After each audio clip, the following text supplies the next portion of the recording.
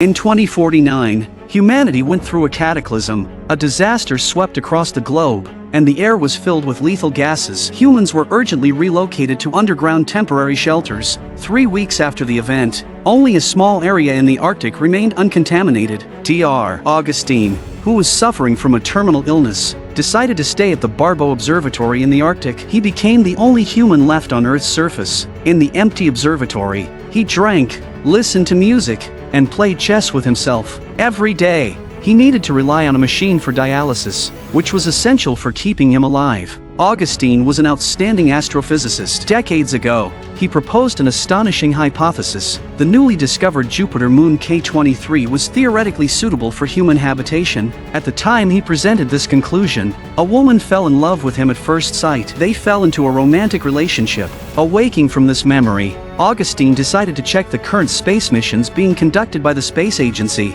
To his surprise, the ship Ether that had just completed its exploration of K23 was about to enter Earth's communication range in 12 hours. The ship had been launched 4 years ago, which meant that it was the only hope left for Earth. The astronaut in charge of communications, Sully, woke up from her sleep. They had just completed their survey of K23, and as Dr. Augustine predicted, it was very suitable for human habitation. They would bring this historic news back to Earth. The ship carried 5 astronauts. 3 weeks ago, they suddenly lost contact with Earth. All communication stations on the surface had no signal feedback. After repeated checks, they failed to find any specific communication malfunction. A strange atmosphere hung over them. Augustine waited for the Ether to establish contact with him. His memory was becoming increasingly poor. After putting out a small fire he accidentally started, he saw a little girl hiding under the table. He tried to contact the underground shelter to help the girl find her family, but at that moment, the entire Earth was shrouded in a gloomy shadow of death. No one responded to his calls.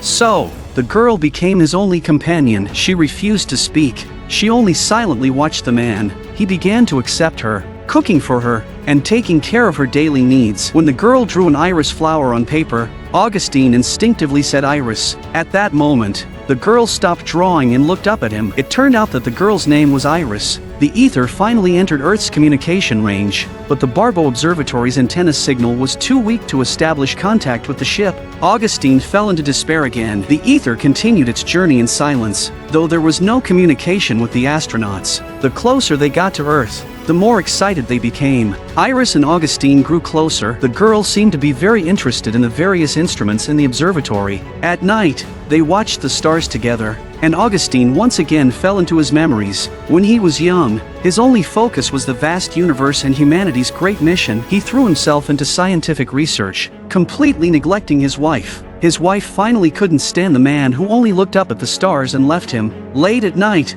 seabirds constantly fell outside the observatory. The Arctic was about to fall as well. Augustine had to establish contact with the ship as soon as possible. After consulting the data, he discovered that the Hassan Lake Meteorological Station, located in the northern mountains, had not yet been polluted by toxic gases and had a stronger antenna. So, he decided to take the girl there. He packed the essentials, including a portable ventilator, and set off on a snowmobile. On the ship, the astronauts were enjoying their last moments together before returning home. Suddenly, alarms went off inside the cabin. The Ether had veered off course. This massive, precise machine was now careening through space at 48,000 kilometers per hour. Because of the communication breakdown, navigation and remote sensing equipment had failed. Someone suggested contacting abandoned supply satellites. Replanning the route was feasible, but when they confirmed the return route, they realized that after a period of random flight, the ship would have to pass through areas with uncleared obstacles. There were space debris everywhere,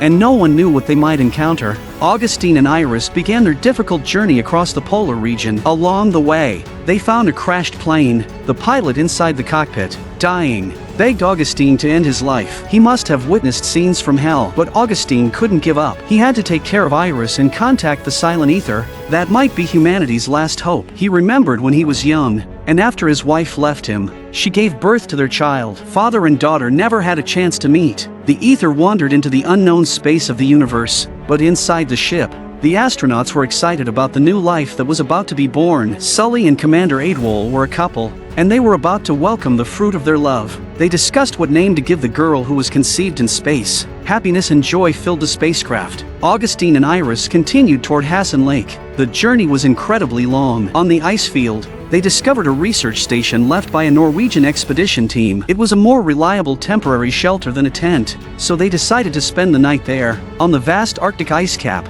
Augustine revealed more of his inner secrets to Iris. The girl finally spoke. She asked the lonely man, "Did you love your wife?" At night, disaster struck. The ice beneath the research station cracked, and seawater rushed in. Augustine struggled to save Iris, then tried to salvage the snowmobile and dialysis equipment. He exerted all his strength but still lost the vehicle and life-saving machines. Iris stayed with him through the terrifying night.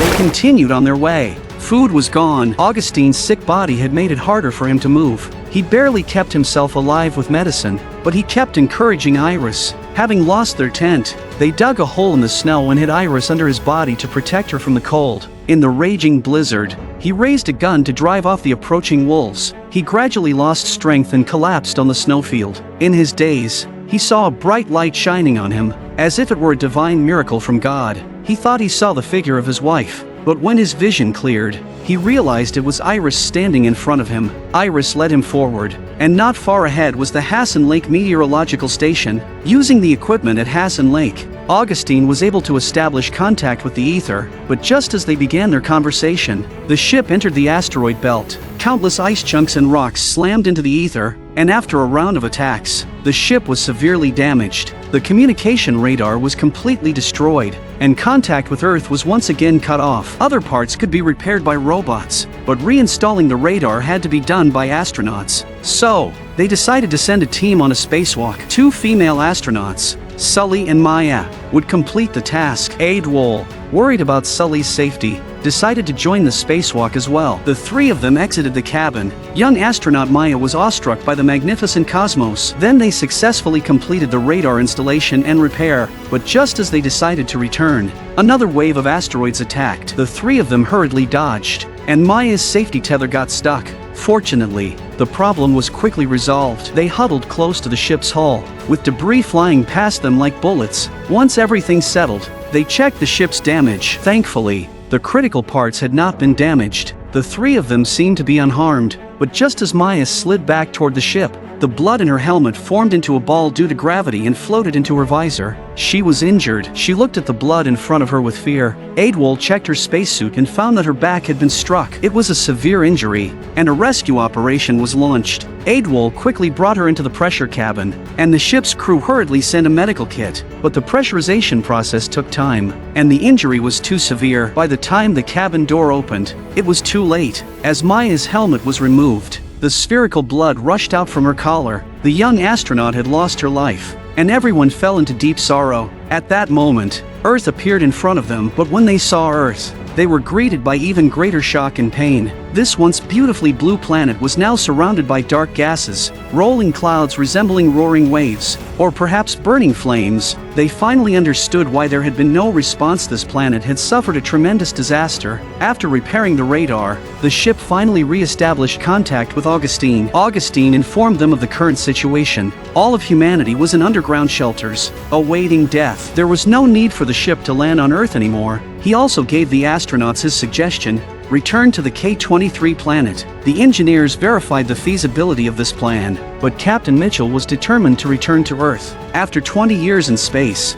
his greatest dream was to reunite with his family. Even if it was only for a brief time, he persuaded Adewole to accompany him in a return capsule to Earth. Another astronaut, Sanchez, also planned to go with him. He wanted to bring Maya's body back to Earth. He deeply cared for the young astronaut because she always reminded him of his own daughter, who had died young. The 2 astronauts resolutely set off on the journey home, while Adewole and Sully decided to return to K-23, where they would preserve the last spark of humanity. They had their final conversation with Augustine. Sully thanked Augustine for his contributions. She pointed out a path that, in a sense, had saved humanity. Sully also spoke of the past. Her mother had once told her that the physicist Augustine had worked with her. In fact, Sully had chosen to devote herself to space exploration because she had been inspired by Augustine's spirit. Her mother was the woman who had fallen in love with Augustine at the press conference. Sully never knew, and would never know, that the last person on Earth to communicate with her, the only person who had not given up on her and had stubbornly waited for her, was her own father. Sully told Augustine her name was Iris, and the old man murmured, "I know," as tears fell. In that moment, he remembered the day he had parted from his wife and daughter. He never got to meet his child. Iris sat on her mother's back seat. The same Iris, who had comforted Augustine in the end times and had saved him, looked just the same. The girl on the snowy field was just an illusion. At the end of the conversation, Augustine asked Sully to describe what the K-23 planet was like. In her emotional recounting, he seemed to see a terrain similar to the Colorado mountains. The crisp air carried the scent of pine trees growing in the soil, and the light reflected off Jupiter illuminated the sky, the orange-colored sky adorned with stars. Jupiter rose and set on the horizon, revealing its magnificent patterns, and everything was bathed in vibrant colors. Humanity, standing in the midst of this, felt like they had entered the magical land of Oz. Augustine looked at the unfolding picture in front of him. He imagined holding Iris's hand and gazing toward the ends of the mountains. The communication was cut off. Sully and Adewale exchanged determined glances. They were about to head toward a new world. The story of the film is relatively simple, focusing more on depicting the inner worlds of the characters. A man who lost in his emotional world due to his pursuit of dreams, yet completed the final act of salvation before the apocalypse. This salvation is both for humanity and for his own emotional redemption. If you consider it a sci-fi adventure film, you might find the pacing slow and dragging, but if you view the film as a soft sci-fi story that emphasizes humanism, it will surprise you. The final twist carries a profound emotional weight, and the thrilling sequences are presented with great sincerity, especially the spacewalk scenes, which visually rival similar sequences in Gravity. Midnight Sky is about two groups enduring a long journey in the apocalypse, ultimately finding their own true destination. It is another Noah's Ark-type story, depicting fragile humanity's struggle to survive and persist in the vastness of the cosmos.